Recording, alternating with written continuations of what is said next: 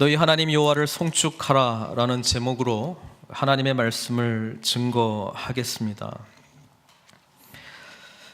예레미야 애가를 끝으로 예루살렘 성전이 이제 다 멸망한 것에 대한 애통하는 노래를 다 읽고 이제 갑자기 역대상을 읽으니까 좀 의아해 하시는 분들도 있을 것 같습니다. 그리고 역대상 1장부터 쭉 읽어 나가시면 이거 계속 읽어야 되나 할 정도로 시험에 들기도 합니다. 한 장 넘어가면 9장까지 거의 족보 이름들이 쭉 열거되어 있기 때문에 이거를 또 왜 읽어야 되는지, 그러다가 우리가 잘 아는 사울 왕이 죽고 또 다윗 왕이 되는, 그리고 이제 성전을 준비하기 위한 그런 이야기, 게다가 또 마지막에도 또 여러 이름들이 또 나오잖아요. 레위 사람들에 대한 이름도 쭉 나오고, 이제 역대상을 끝으로 하고 또 역대하 읽으면은 또 의미가 우리가 잘 아는 내용들, 특별히 솔로몬과 또 솔로몬 이후에 남북으로 분열되었던 이스라엘의 왕들 이야기가 이렇게 쭉 열거되는 걸 보면, 아니 이거 이전에 우리가 사무엘 하 그리고 열왕기 상하 읽을 때 똑같은 또는 비슷한 내용인데 왜 성경에는 이렇게 굳이 기록을 해놨을까, 이렇게 생각할지도 모르겠습니다. 그렇습니다. 역대상은 사무엘 하하고 거의 내용이 비슷하죠. 그러니까 다윗 왕 이야기 중심이고, 역대하는 열왕기 상하의 내용이 이렇게 들어가 있는 책입니다. 근데 자세히 보면은 좀 차이점이 있어요. 그래서 그 차이점들을 제가 먼저 좀 말씀드리려고 해요. 먼저는 역대 상하를 읽으면 북쪽 왕 이야기는 없어요. 전부 남쪽 왕 이야기. 남쪽 왕이라고 하는 이야기는 다윗, 솔로몬, 그 다음에 솔로몬의 아들 르호보암 이후의 왕들 이야기만 기록이 되어 있습니다. 또 역대기를 보면은 이렇게 그 사무엘 하하고 열왕기 상하에 기록된 모든 내용들이 다 중복이 되는 게 아니고 특별한 내용들만 선별적으로 기록이 되어 있다는 것을 발견할 수 있습니다. 그리고 그 많은 분량 중에서 이렇게 분량면에서 따져보면은 성전에 대한 이야기가 되게 많아요. 다윗은 성전을 위해서 얼마나 준비를 많이 했는가, 그거에 대한 이야기가 역대상 이야기라면, 솔로몬이 또 그 성전을 어떻게 만들고 또 어떻게 봉헌하고 이런 구체적인 이야기들이 좀 많이 들어가 있습니다. 또 족보를 읽어보면 다른 지파 많이 나오는데 그 중에서도 유다 지파에 자세하게 기록이 되어 있고 또 레위 지파에 특별히 기록이 자세하게 되어 있는 것을 보게 됩니다. 또 다윗과 솔로몬의 이야기, 이미 읽었던 이야기인데도 보면은 뭘 뺐는가 보니 다윗과 관련된 나쁜 이야기는 거의 다 뺐어요. 밧세바 이야기도 없고, 그리고 아들들이 반역하고 이런 이야기는 다 빼버렸습니다. 솔로몬도 이야기를 쭉 읽어보면 이방 여인들하고 많이 그 국제 결혼을 해가지고 이방 신들 때문에 하나님이 노하셔가지고 이런 내용은 다 뺐어요. 그러니까 어떻게 보면 역대기는 하나님하고 좋은 이야기만 기록을 하고 나쁜 이야기는 싹 빼버린 그런 선별적인 기록이다라고 볼 수 있는데, 그렇게 한 이유가 있겠죠. 그래서 그 이유를 제가 좀 설명을 하려고 합니다. 왜 이미 알고 있는 이야기를 새롭게 재구성한 이야기가 필요한가? 누구를 위해서 필요한가? 누구를 위해서 필요했냐면, 포로로 끌려갔던 세대가 하나님의 은혜로 70년 만에 다시 돌아오게 됩니다. 이들이 돌아와서 제일 먼저 한 것은 성전을 다시 지었어요. 그것이 스룹바벨 총독 스룹바벨이 리더십을 발휘했기 때문에 스룹바벨 성전이라고 말해요. 솔로몬 성전하고 비교해서요. 근데 이 스룹바벨 성전은 솔로몬 성전에 비해서 굉장히 초라하기 짝이 없습니다. 성전 다시 만들고 느헤미야 때에서는 성벽, 예루살렘 성벽을 다시 만들고 이제 다시 그 잃어버렸던 땅에 정착해 나가는 과정 속에 여러분 이스라엘 백성들한테 이런 마음이 생긴 거예요. 야, 다시 돌아오긴 돌아왔는데 성전을 만들기도 했고 예루살렘도 다시 건설해 가는 과정 속에 우리는 이제 어떻게 되는 건가? 왜냐하면 그들은 성전을 다시 지으면 지금 다윗과 솔로몬 역대기상에 기록된 것처럼 놀라운 일들이 일어날 줄 알았어요. 그들은 이전에 다윗처럼 강해질 줄 알았고 솔로몬 같은 강대국이 다시 될 줄 알았어요. 그런데 뭐 페르시아 고레스가 자신들을 보내가지고 다시 짓기는 하는데 그 다음에 뭐예요? 뭐 알렉산더, 그리스 시대, 그 다음에 그리스 다음엔 또 로마 시대까지 오랜 시간 동안 별 달라지는 게 없어요. 그냥 강대국 사이에서 지금 우리나라처럼 한국처럼요, 그냥 끼어가지고 뭐 코 풀면 그냥 뭐 이렇게 되고 뭐 저기서 무슨 일 터졌다 그러면 영향받고 이런 틈바구니 사이에서 그냥 나라가 그냥 비실비실한 거예요. 그런 사람들에게 아니 성전도 있고 다시 돌아온 것 같기는 한데 우리는 이제 뭐 어떻게 되는 건가? 어떤 삶을 살아야 되는가? 이 질문이 있었다는 것입니다. 그래서 역대기가 기록이 된 겁니다.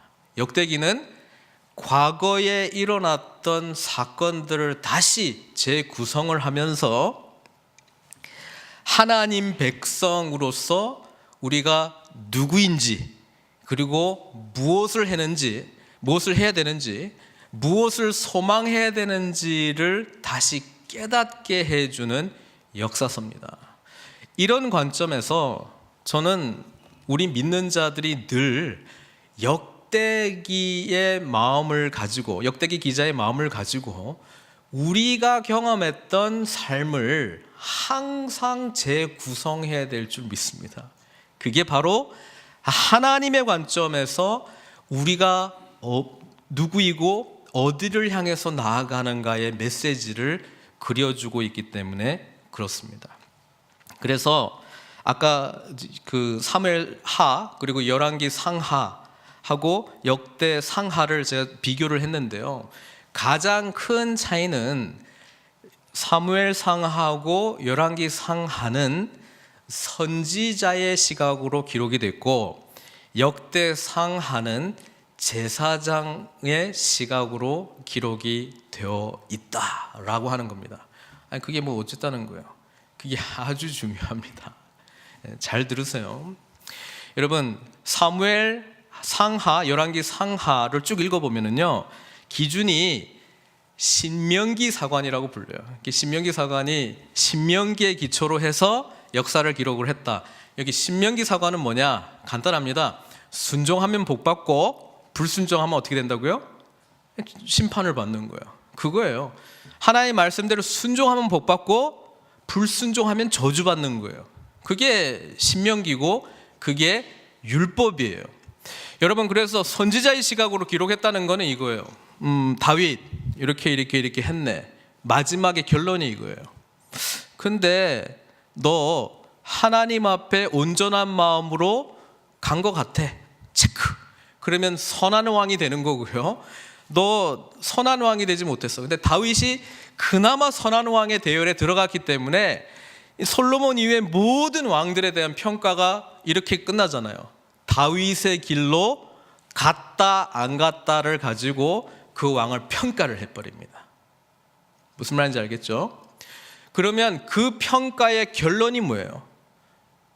북쪽도 남쪽도 하나님이 원하시는 율법에 온전히 순종한 백성이 되었다는 게 결론입니까? 아니면 못했다는 게 결론입니까? 못했다는 게 결론이잖아요. 그러니까 나라도 잃고 성전도 멸망하고 쫓겨난 거예요. 여러분, 이 선지자적인 시각으로 우리가 율법 아래 저주받은 인생이라는 게 성경이 말해주고 있는 내용이에요. 사실 그 역사 이야기를 통해서 인간은 하나님께서 요구하시는 율법의 요구를 온전히 지킬 수 있는 인간이 아니다라고 하는 것을 철저하게 깨달은 거예요. 무슨 말인지 알겠죠? 이제 역대기의 시각은요, 그런 인간임에도 불구하고, 여러분 역대상 1장은 족보 시작하는데 누구부터 시작해요? 몰라요? 아담, 셋, 에노스, 게난, 마할랄레 이렇게 쭉 나오잖아요. 아담부터 시작을 해요. 다시 족보를 지금 이야기를 하는데요, 그 족보 안에는 아담부터 말아먹었잖아요.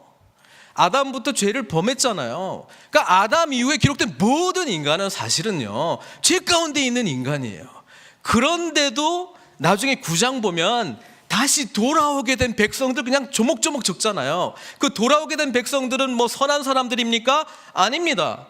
그러면 이 역사를 우리는 어떻게 해석을 할까? 잘했냐 못했냐로 해석을 하는 게 아니고요, 전적인 하나님의 은혜, 언약에 기초한 하나님의 신실하심 때문에 우리가 여기 있구나를 기록한 역사입니다.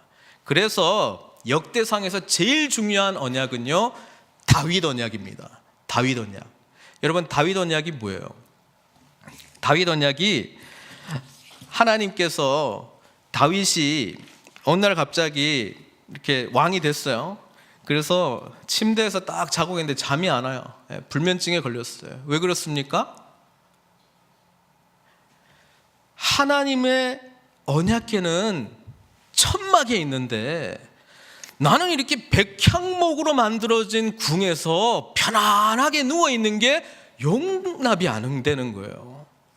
그래서 우리 하나님의 언약궤는 저렇게 있는데 내 혼자 이렇게 좋은 침대에서 백향목궁으로 만든 아름다운 이런 궁정에서 이러고 잘 살고 있어도 되는가? 그것 때문에 잠을 못 잤어요. 그래서 나단 선지자를 보내잖아요. 그래서 나단 선지자를 보내가지고 하나님께서 다윗에게 이렇게 말씀을 하셨잖아요.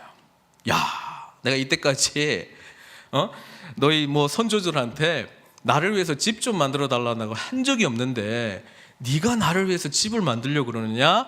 내가 너를 위해서 집을 만들어 줄게. 그러면서 너에게 영원한 집, 영원한 왕국을 주겠다. 그게 바로 다윗 언약이에요. 다윗 언약.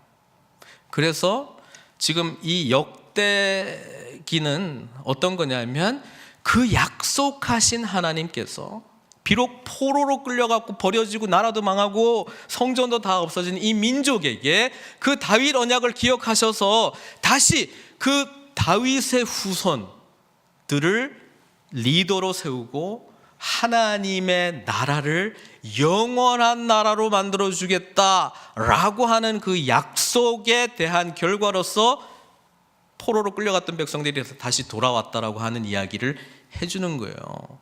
그래서 옛날 이야기를 기록을 하지만 사실은 그 옛날 이야기 속에 선지자적인 관점 말고요, 잘했냐 못했냐, 너 하나님 말씀 앞에 잘했어 못했어, 못했네 잘했네, 이걸로 평가하는 게 아니고요, 다 못하는데 하나님께서 약속하신 것을 지키기 위한 신실하심으로 이 백성들을 모으시고 다시 기회를 주시고 회복시켜 주시고 그 역사를 다윗과 솔로몬에게 주신 그 다윗 언약의 기초에서 신실하신 하나님께서 아담부터 포기하지 아니하시고 지금 포로로 다시 돌아온 모든 사람들의 이름 다 포함해가지고 우리들에게 여전히 꿈을 주시고 소망을 주시고 회복의 은혜를 베풀어 주시는구나. 그게 바로 역대기 이야기예요. 그래서 저는 역대상하야말로 역사가들은 역사적 가치는 별로 없다고 그래요. 왜냐하면 뻥튀기 한 것도 많은 것 같고 있는 이야기도 안 하고, 심지어 뭐 므낫세, 우리가 열왕기 열왕기서를 읽어보면 므낫세 때문에, 히스기야의 아들 므낫세 때문에 하나님이 작정하고 유다를 멸망시키기로 작정했잖아요. 결심하셨잖아요. 그런데 여기 역대기를 읽어보면 므낫세도 회개해요. 그 때문에 하나님이 막 기뻐하고 뭐 그런 모습이 보여요. 예? 그러니까 정말 악한 왕조차도 하나님께서 은혜를 베풀어 주시는, 그래서 다시 한번 기회를 주시겠다라고 한 메시지가 굉장히 강합니다. 그래서 역대기상 하야말로 저는 복음의 역사 기록이다. 그리고 우리가 추구해야 될, 우리의 삶을 바라보는 관점이 되어야 되는 거예요. 오늘도 보면 이 사무엘 상하, 열왕기 상하의 관점, 이 선지자적 관점, 율법의 요구대로 살아가냐 못 살아가느냐를 가지고 사람들 평가해요. 저 목사는 이래 해 못해, 선한 목사야 나쁜 목사야, 저 장로는 이렇게 하니까 좋은 목사 나쁜 목사. 내 스스로도 그렇게 평가를 해요. 나 이번에 뭐 주일도 지키고 뭐 헌금 생활도 잘했고 봉사도 했으니까 난 잘하고 있어. 그거 못하면 못하고 있어. 그걸 가지고 평가하고 있어요. 여러분, 이거는 복음의 평가가 아니에요. 율법의 평가입니다. 율법의 평가 아래 우리는 모두 다 죄인이라는 것을 빨리 깨달으라고 하는 것이 구약의 메시지고요. 죄인된 우리를 구원해 주시는 주님께 나아가야 될 존재라고 하는 것이 복음의 메시지고, 이 죄로부터, 율법의 저주로부터 우리에게 은혜를 베풀어 주신 것이 하나님이시다라고 하는 겁니다. 그거를 깨달은 자만이 오늘 다윗의 기도를 하는 거예요. 그래서 역대상하가 성전 중심의 그런 것들을 굉장히 강조를 하고 있어요. 다윗 왕국을 강조하고 성전을 강조를 하고 있어요.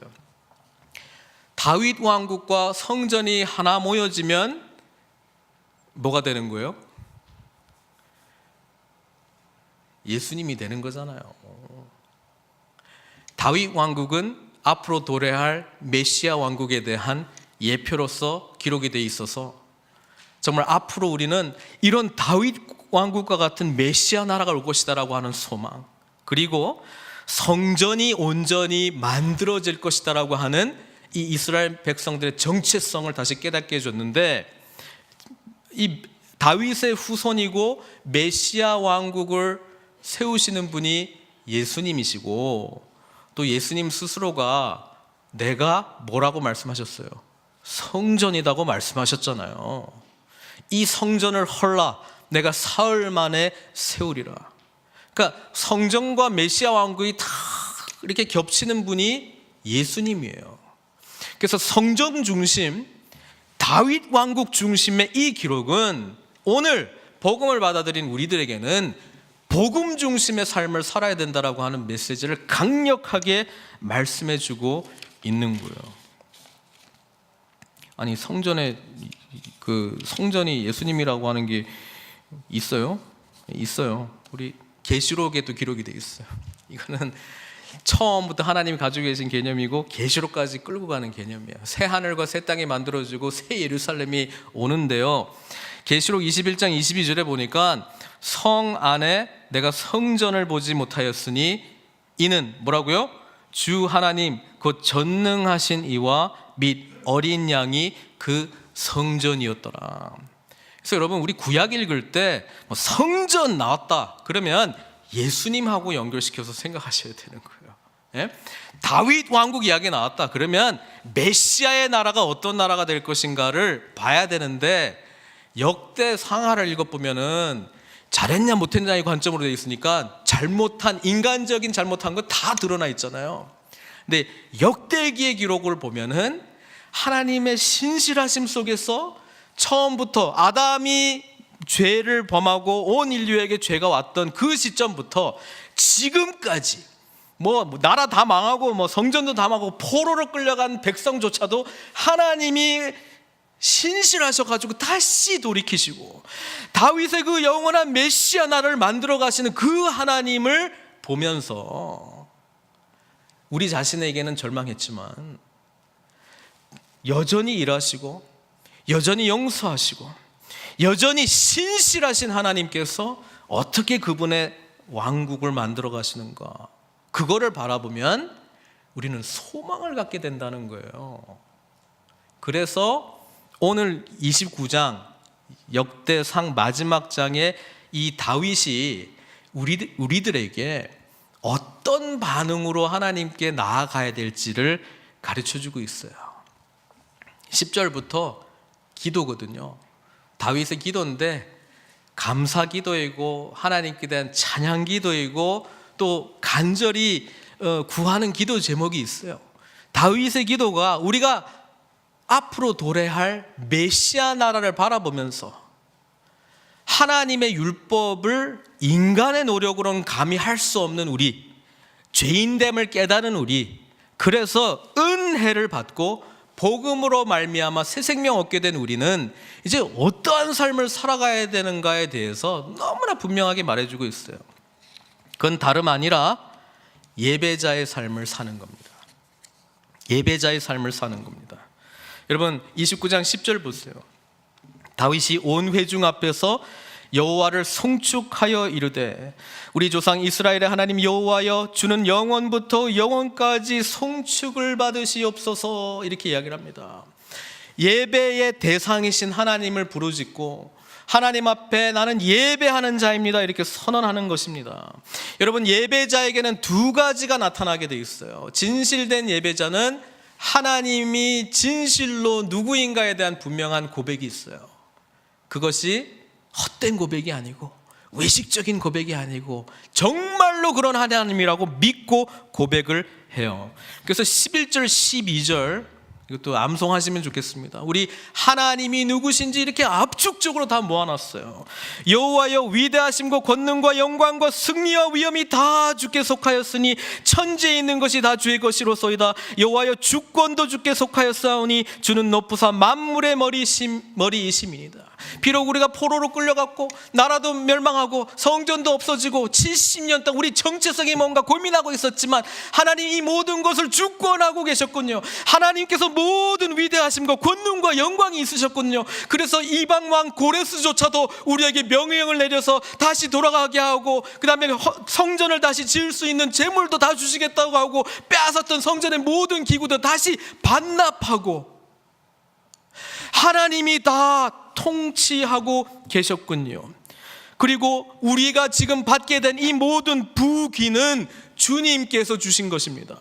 지금 다윗이 고백하고 있는 것이긴 합니다만은 포로 귀한 공동체는 자신들이 지금 성전을 짓는데 돈이 있었어요? 뭐가 있었어요? 하나도 없었습니다. 전부 고레스가 재정 다 지원해가지고 원래 하나님의 것들이 다시 그들에게 돌아온 거예요. 지금 28장 29장에 보면은 다윗과 그 리더들이 이 성전을 짓기 위해서 얼만큼 많이 헌물을 바쳤는가 쭉쭉쭉쭉 기록이 되어 있거든요. 그런데 이 다윗의 고백 속에 주님 앞에 헌물, 예물을 드린 자의 마음을 고백하고 있잖아요. 14절에 모든 것이, 뒷부분에요, 모든 것이 주께로 말미암아 싸우니 우리가 주의 손에서 받은 것으로 주께 드렸을 뿐이니이다. 입술의 고백이 아니고 진짜예요. 그리고 17절 마지막 부분에 주의 백성이 주께 자원하여 드리는 것을 보니 심히 기쁘도소이다. 한 절 앞에 16절에 이 모든 저축한 이 모든 물건이, 뒷부분에요, 다 주의 손에서 왔사오니 다 주의 것이니이다. 이게 참된 예배자가 하나님 앞에 예물을 드릴 때에 드리는 마음이라는 거예요. 다 하나님께서 주셨으니. 내 수입이 이거니까 이번 달에 렌트비 나가야 되고 몰게지페이 나가야 되고 이거 해야 되고, 그러니까 여기 남은 것 중에서 몇 퍼센트, 이게 아니고요. 고백 자체가 나의 삶의 필요에 모든 것을 하나님께서 허락하셨다라고 하는 진실된 고백으로 드린 예물, 그게 바로 진정한 예배자가 드리는 예물이라는 걸 하는 것을 이야기해 주고 있어요. 초점은 예물이라기보다도 모든 것이 우리의 노력의 결과로서 나타난 것이 아니라 모든 것을 주권하시고 모든 것을 통치하시는 하나님의 은총 가운데 이루어진 것입니다 라고 하는 신앙 고백이 거기에 담겨져 있는 것이죠.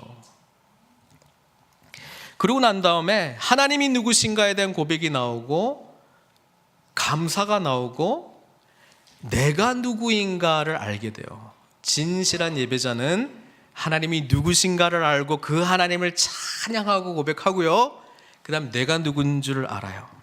근데 15절에 보니까 내가 누구냐면 이방 나그네와 거류민들이라고 고백을 합니다. 이거는 포로 귀한 공동체가 자신들을 그렇게 70년 동안이나 생각했어요. 나라도 없고 나그네고 거류민들이고 흩어진 존재들이라고 생각을 했어요. 그리고 소망이 없는 자, 그림자 같아서 희망이 없다, 15절에 그렇게 표현하고 있잖아요. 여러분, 하나님을 모르면 소망이 없는 거예요, 사실은요. 이 세상이 뭔가 일시적인 소망을 주는 것 같지만 이렇게 뭐 다 잃어버리고 건강 잃어버리고 하다 보면 정말 중요한 게 무엇인지를 알게 되거든요. 결국 생명이에요. 그리고 이 생명이 끝난 다음에 또 뭐가 있나? 그거예요. 없다 그러면요, 여러분 지금 주어진 건강이 허락하는 이 삶 속에 모든 걸 투자하십시오. 근데 죽으면 끝이에요. 아무 소망 없습니다. 세상은 우리를 분주하게 해가지고 그거 생각 안 하게 만듭니다. 이것도 해야 되고 저것도 해야 되고 뭐 영원히 살 것 같이. 그러나 약해지기 시작하면 이게 단가, 이런 생각하게 된다는 거예요. 우리 믿는 자들은요, 영원한 소망을 하나님께서 주셔요. 그 영원한 소망이 있는 자는 오늘을 소망 없는 자처럼 살아갈 수가 없습니다. 진실로 하나님께서 지금 11절 12절이라고 고백한 자는 그냥 대충 살아갈 수 없어요. 이 세상은 잠깐 지나갔다가 없어지는 걸로 생각하기 때문에 자신의 정체성을 나그네 거류민들이라고 여기는 부정적으로 고백한 것 같지만 사실은 현실이고 진짜예요. 그래서 베드로 전서에서 편지를 쓸 때 이 기독교인들이 이렇게 정의를 내렸잖아요. 1장 1절에 보면 예수 그리스도의 사도 베드로는 본도 갈라디아 갑보디아 아시아와 비두니아의 누구에게요? 흩어진 나그네라고 정의를 했어요. 믿는 자들을요. 흩어진 나그네. 그리고 베드로전서 2장 11절에 이렇게 표현해요. 사랑하는 자들아, 거류민과 나그네 같은 너희라고 이야기를 했어요. 그게 실제로 거류민이고 나그네라는 뜻이 아니고요, 이 세상을 바라보는 자세가 기독교인들은 그렇다는 거예요. 이게 영원한 나라가 아니기 때문에 우리는 영원한 것을 추구하는 삶을 살아가니까 지금 잠깐 있다가 사라지는 이 세상을 우리는 그냥 거쳐가는 거라고 생각을 하는 거예요. 거쳐가는 사람들은요, 여기에 올인하지 않는 거예요. 하나님 나라의 기준에 비추어서 오늘을 사는 거죠. 그 기준이 우리들에게는 거류민과 나그네라고 하는 정체성입니다. 그런데 그것 앞에 다윗이 고백한 게 있어요. 14절이죠. 하나님은 위대하심과 권능과 영광과 승리와 위엄이 다 주께 있고 주권도 다 주께 있고 만물의 주제가 되시고 이렇게 하는데 정작 자기를 바라봤을 때는 14절이죠. 나와 내 백성이 무엇이기에 이처럼 즐거운 마음으로 드릴 힘이 있었나이까. 예물과 연결해서 말씀드리지만 저는 앞부분요, 나는 무엇입니까? 이 질문은 나는 아무것도 아닌 존재, 오히려 죄밖에 없는 존재인데 하나님 어찌 우리를 그렇게 사랑하셔서 잃어버렸던 나라에서 우리를 다시 살려주시고 다시 성전도 짓게 하시고 하나님의 나라를 세우는데 동력자로 사용해 주십니까? 이 깨달음이 주님을 진짜 만나면 깨달아져야 돼요. 그게 예수 그리스도의 은혜를 받은 자인 줄로 믿습니다. 복음을 진정으로 이해한 자인 줄로 믿습니다. 그러니까 내세울 게 없어요. 근데 이 고백이 진실한 고백이 아니면 사람들을 바라보고 내 자신을 바라보고 신앙생활할 때 분명히 열왕기 상하의 관점으로 바라보고 자신을 평가하게 될 줄로 믿어요. 얼마나 불행해요. 할 수도 없는 것을 하지도 못하고 남한테 왜 안 하냐고 삿대질하고 막 화가 나 있어요 늘. 우리는 할 수 없는 존재들이고요. 그것을 할 수 있도록 가능하게 하는 분은 주님, 그리고 무엇보다도 우리 안에 계신 그리스도의 영이신 성령님인 줄로 믿습니다. 그래서 오늘 다윗의 기도에 자기 자신이 형편없는 내가 무엇입니까? 내가 무엇이 간데 하나님이 이런 은혜를 베풀어 주십니까? 답은 하나예요. 너희들이 잘나서 그런 게 아니고 내가 다윗과 맺었던 언약 때문에, 아브라함과 맺었던 언약 때문에, 나의 백성들과 맺었던 언약, 그거 지키려고 나는 한순간도 포기하지 않고 너희들의 회복을 위해서 노력해 왔노라. 그리고 우리들은 그리스도 안에서 그 복음의 은혜를 경험하게 된 자들이에요. 그래서 다윗이 이것을 고백을 하고요, 18절 19절에 자기가 그 원하는 기도가 있어요. 간구하는 기도 제목이 있어요. 그게 뭐냐면 이거예요. 18절, 우리 조상들 아브라함과 이삭과 이스라엘의 하나님 여호와여, 주께서 이것을 주의 백성의 심중에 영원히 두어 생각하게 하시고 그 마음을 준비하여 주께로 돌아오게 하시오며. 말이 좀 복잡한 것 같은데 하나님께서 우리들에게 마음을 주시고 돌아올 수 있게 해주신다는 거예요. 그거를 놓고 다윗이 기도해요. 여러분, 이게 예레미야 선지자하고 에스겔 선지자를 통해서 새 영을 불어넣어주고 새 마음을 주고 새 언약의 약속이 바로 이거예요. 그거 붙들고 지금 다윗이 기도하는 거예요. 그전에는 내가 노력해가지고 하나님 율법의 기준에 맞추려고 노력을 했고, 그 다음에 하나님이 평가를 받으려고 내가 했으나 이제는 내가 죄인인 것을 깨닫고 감히 그것을 할 수 없는 존재라고 하는 것을 깨닫고 주님의 말씀 앞에 가면 갈수록 죄인이라는 것을 깨닫고, 그래서 나는 구원받을 수밖에 없는 죄인이라는 것을 철저하게 깨닫고 이제 구원자 예수님을 보내주셨으니까 내가 예수님을 믿고 이제 새 생명을 얻고 성령께서 내 안에 내주하셔서 주님께서 주신 새 마음과 새 영을 가지고 이제 성령의 능력 안에서 주님께서 기꺼이 말씀하신 대로 내가 순종하며 살겠나이다. 이게 복음 안에서 변화된 자의 반응이잖아요. 그 자랑할 게 뭐 있어?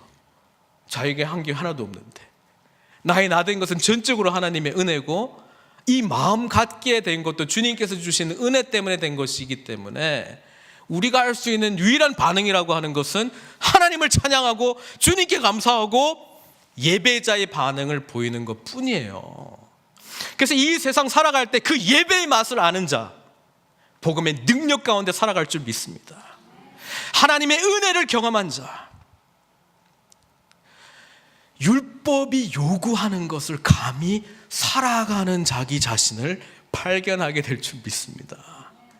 그게 우리 안에서 격려되어져야 되고 기도해야 되고 세워져야 될 부분이지, 아직까지도 자기가 선지자 다니면서 막 선지자 노릇하고 있어요.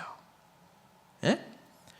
아유, 장로가 말이야, 목사가 말이야, 권사가 말이야. 그래, 우리 원래 그런 존재들이에요. 그러니까 빨리 죄된 것을 인정하고 함께 우리는 구원자이신 주님이 필요한 존재들입니다라고 고백을 하고 회개로 말미암아 십자가의 능력 속에서 주시는 그 은혜 가운데 살아갈 때 하나님의 말씀대로 살아가지는 것이지, 백날 해보세요. 선한 왕처럼 돼 있는 것 같지만 열왕기 상하의 기록은 냉정합니다.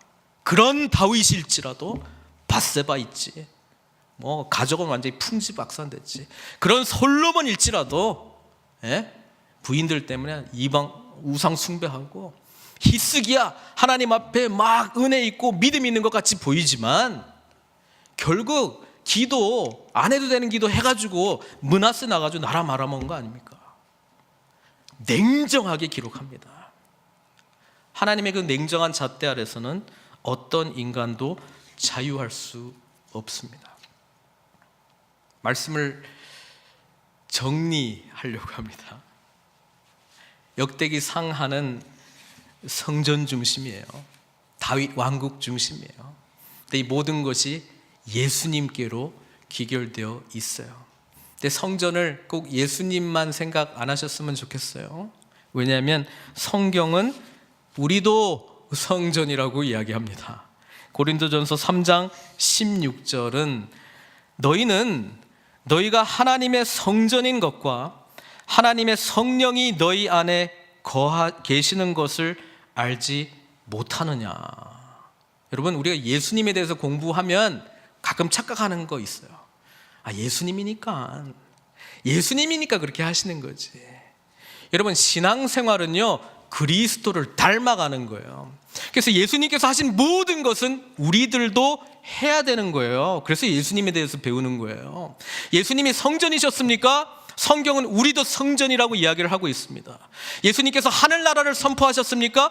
우리도 하늘나라 선포하는 거예요. 예수님께서 하나님 나라가 임할 것을 믿고 소망하고 하나님 나라 사역을 감당했습니까? 우리도 그런 사역 해야 되는 거예요. 근데 구약적인 내 노력과 의지로 하는 것이 아니라 성령의 인도하심 속에서 예배자는 하나님의 뜻을 알게 돼요. 하나님이 누구신지를 알고 내가 누군지를 알고 하나님의 뜻이 분별되기 때문에 내가 이제 무엇을 해야 되는지 안다는 거예요. 포로 귀환했던 공동체는 이제 자기들이 이 역대상하를 읽으면서 이제 무엇을 해야 되는지 압니다. 성전을 완성시켜야 돼요.